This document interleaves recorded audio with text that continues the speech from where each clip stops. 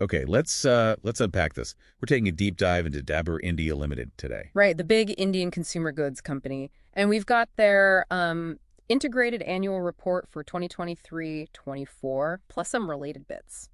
Exactly. Think of these reports like a map, you know, not just showing the money side. But also their whole approach to sustainability, how the company is run, their community ties, all of that. It gives you a pretty full picture. That's the plan. Pull out the key takeaways, get you up to speed fast on Dabur's year, their strategy, where they might be going. And we're looking at it all through this lens. They talk about their connection to, well, nature and well-being. Yeah, that seems central. So let's jump right in. So right off the bat, this core philosophy jumps out, belief in sustainability.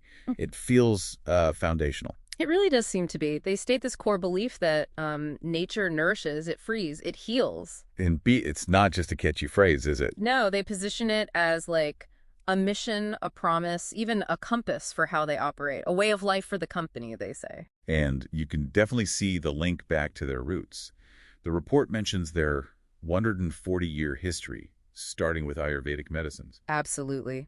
That heritage seems deeply, deeply connected to this whole nature and well-being idea. It's not just tacked on. And that heritage connects to their vision, right? Gar Ayurveda. Yeah, Ayurveda in every home. And their mission, they say, is to sort of contemporize Ayurveda, make it relevant today. So this belief system feels woven right in. Okay.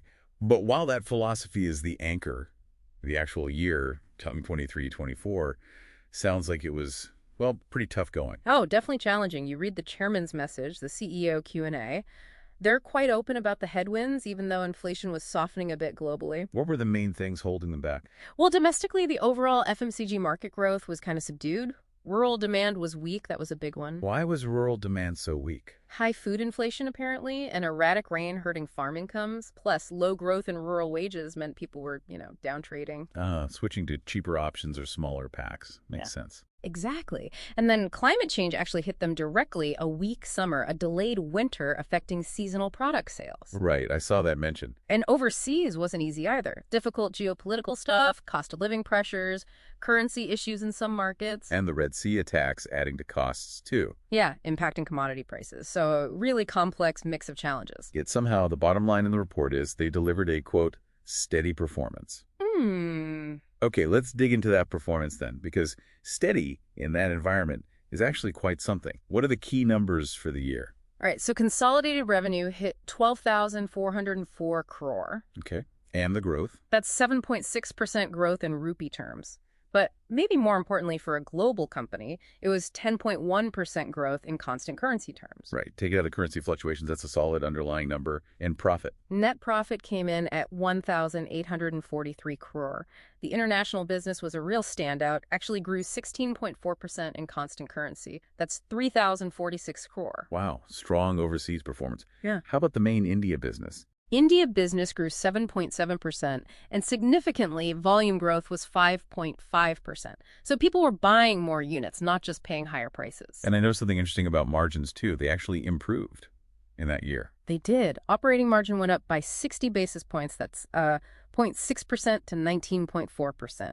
And gross margins improved even more by 240 basis points. Okay, so better basic profitability. What did they do with that extra margin? Did they just bank it? No, and this is key. They plowed a lot of it back into the business. Advertisement and promotion spending went up by a huge 33%. 33%. Wow. Yeah. So the story here is they used those better margins strategically to invest heavily, and the report claims this helped them gain market share in, get this, 95% of their portfolio. So playing offense even when times are tough. That shows confidence. And their reach, that distribution network, sounds massive. It's enormous, a core strength. The report says they reached 7.9 million retail outlets in India, covering 122,000 villages. Just staggering numbers. And they kept expanding that. Yep. Added another 200,000 outlets just last year.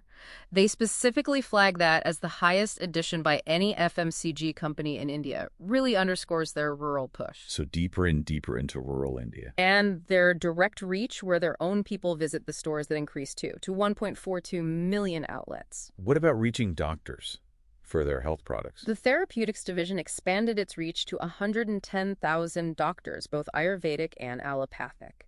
And did the CEO highlight any particular business areas doing especially well? Yeah, the HPC business, home and personal care, saw double-digit growth.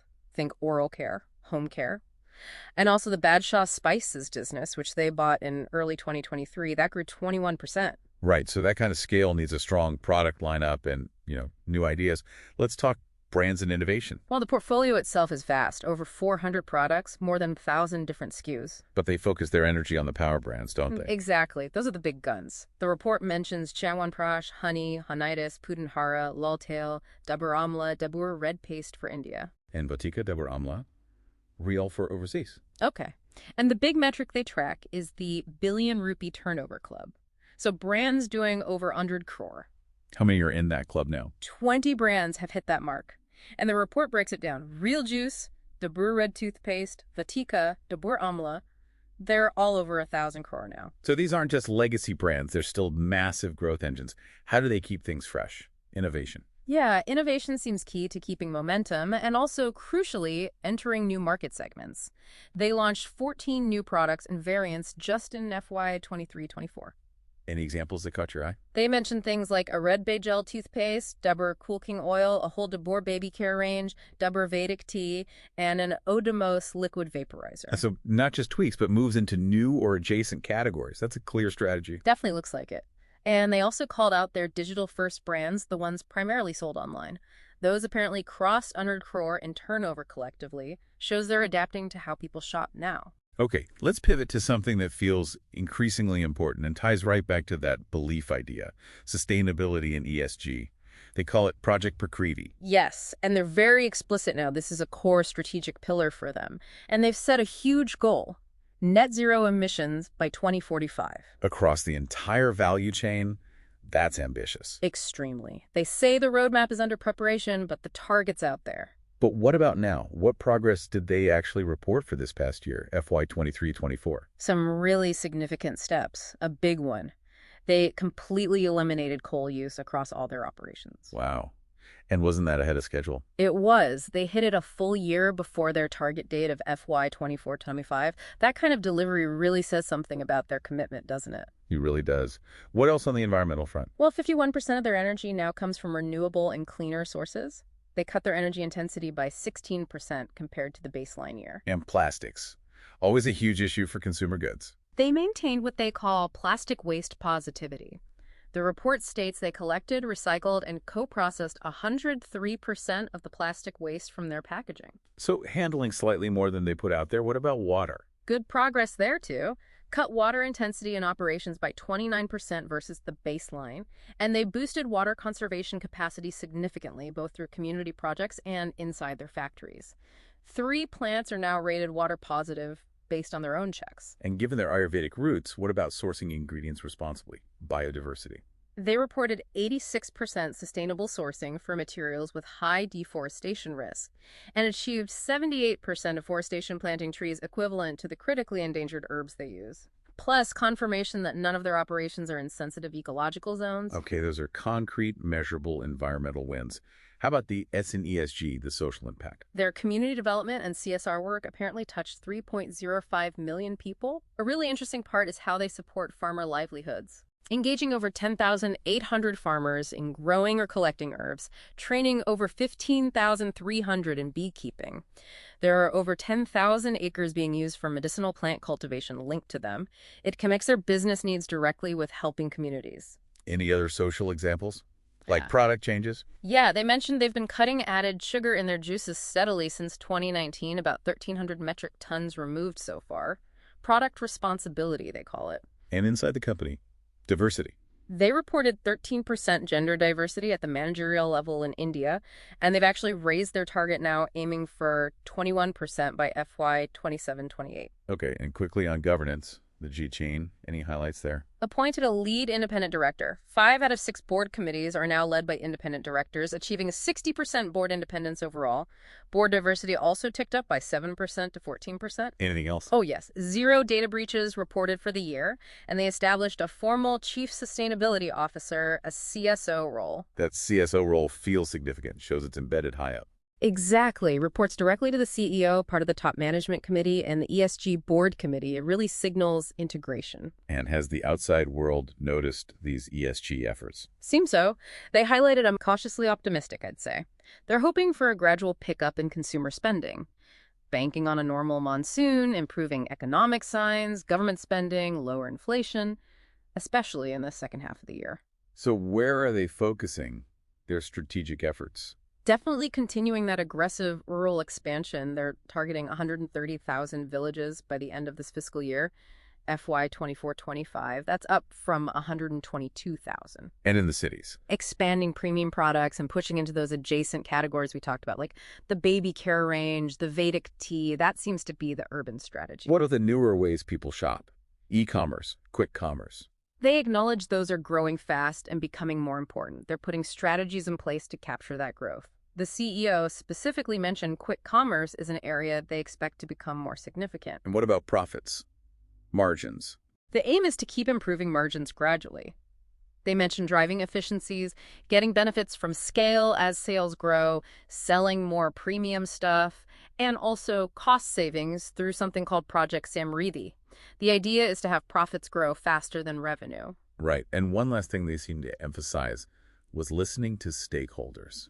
How does that fit in? They present it as pretty fundamental, actually. The report talks about how engaging with everyone, consumers, employees, investors, communities, suppliers, shapes their decisions and helps drive growth for everyone involved. Shared value, they call it. And they gave examples of how they do that engagement. Yeah, they listed the usual things: investor calls, shareholder meetings, internal comms, but also the community projects we discussed, supplier checks, framing it all as being transparent and committed to those relationships. Okay, so wrapping this up, what's the big picture here? We've looked deep into a company trying to balance this really long 140-year heritage in nature and Ayurveda with, the tough realities of modern business. Yeah, they faced some serious headwinds this year, but still showed resilience, pumped investment into their reach, into their brands. And you've seen the specific, measurable progress on sustainability, getting rid of coal, managing waste and water, working directly with farmers. It's quite detailed. It is. And maybe the most interesting part is this isn't just aspirational talk, is it? The report has hard numbers, targets met early, and that huge jump in the S&P Global score suggests external validation, too. It really seems like they're actively trying to weave those threads together, the ancient traditions and the future-focused goals. It's a fascinating case study, really. Heritage and progress trying to work hand in hand at a major scale. So here's a final thought to chew on. In a world that's getting more worried about the environment, but also where money is tight for many, how does a company's ability to genuinely link its traditional wellness roots, its modern factories, and these ambitious green targets actually affect its connection with consumers and its own long-term survival? Especially when those consumers are watching every penny. Something to think about.